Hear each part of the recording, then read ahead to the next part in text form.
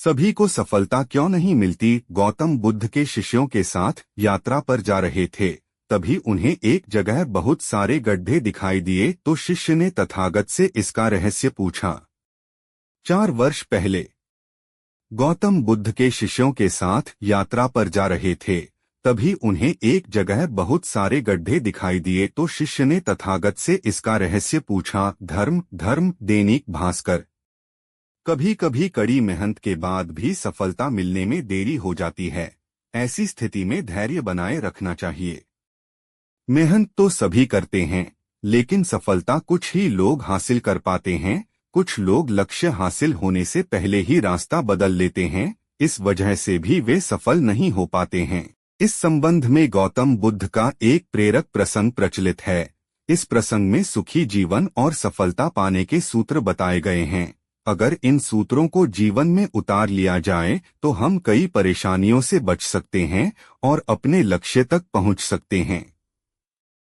प्रचलित प्रसंग के अनुसार गौतम बुद्ध अपने शिष्यों के साथ एक गांव से दूसरे गांव यात्रा करते थे। एक दिन वे अपने शिष्यों के साथ किसी गांव में उपदेश देने जा रहे थे। गांव पहुंचने से पहले ही एक जगह उन्हें बहुत सारे गड्ढे दिखाई दिए। बुद्ध का एक शिष्य इन गड्ढों को देखकर सोचने लगा कि इनका रहस्य क्या है।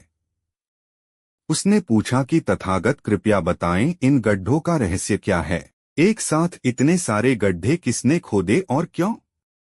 गौतम बुद्ध ने कहा कि किसी व्यक्ति ने पानी की तलाश में ने इतने सारे गड्ढे खोदे हैं।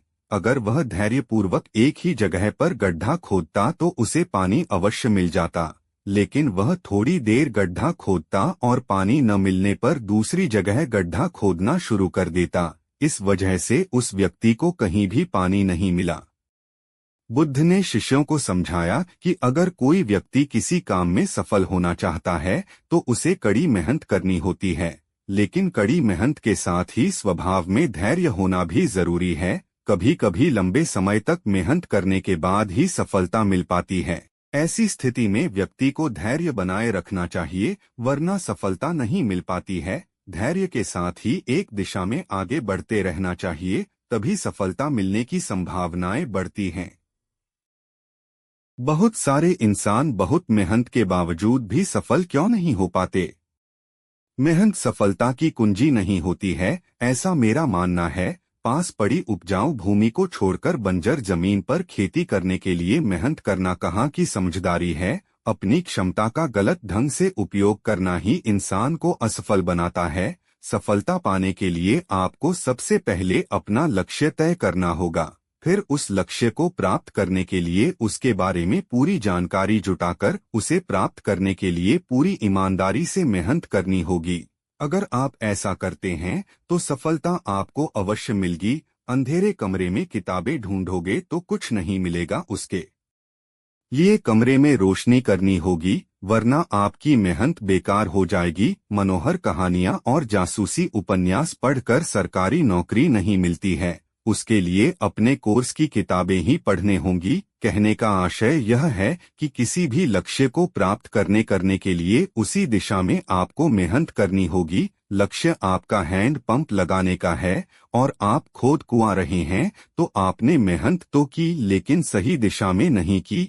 हिंदी भूगोल इतिहास में टॉप करके डॉक्टर नहीं बना जा सकता है, उसके लिए विज्ञान के विषय पढ़ने होंगे, तभी डॉक्टर बन पाएंगे।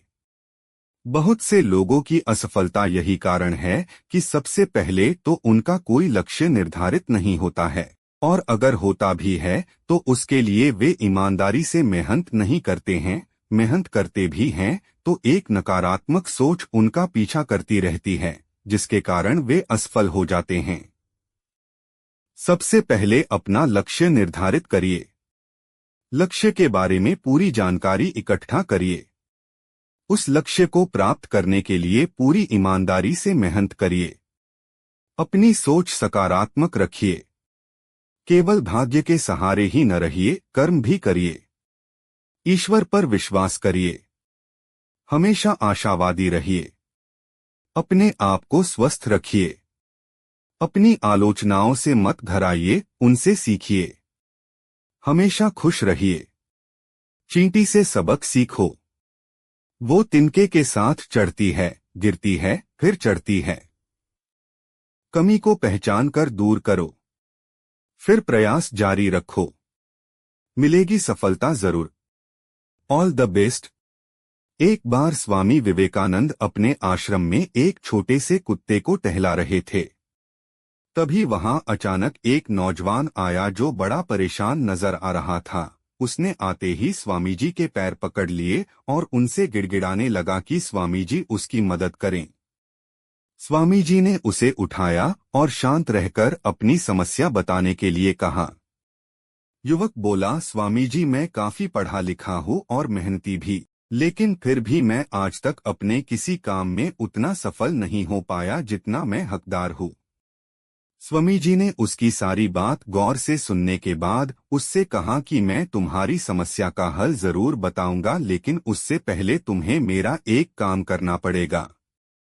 तुम्हें इस कुत्ते को थोड़ी दूरी तक टहलने के लिए ले जाना पड़ेगा।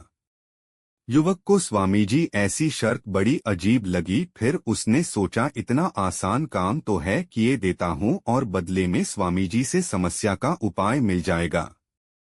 युवक ने स्वामी जी के पास से कुत्ता लिया और उसे टहलने के लिए ले गया। तकरीबन 30 मिनट के बाद जब युवक कुत्ते के साथ लौटकर आया तब स्वामी जी उसी की तरफ देख रहे थे। स्वामी जी ने युवक से पूछा, तुम दोनों, कुत्ता और युवक, एक ही साथ गए थे, फिर तुम इतने शांत और ये कुत्ता इतना थका हांफता क्यों है?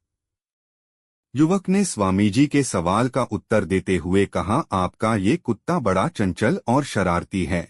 मैं इसे जहाँ ले जाना चाहता था वो उन सभी रास्तों को छोड़कर किसी और राह पर मुड़ जाता, दूसरे जानवरों और इंसानों को देख डिस्टर्ब होता और उन पर भौंकने लगता। बस यही कारण है वो मंजिल तक आते आते इतना ज्यादा थक गया और ज्यादा समय भी लग गया।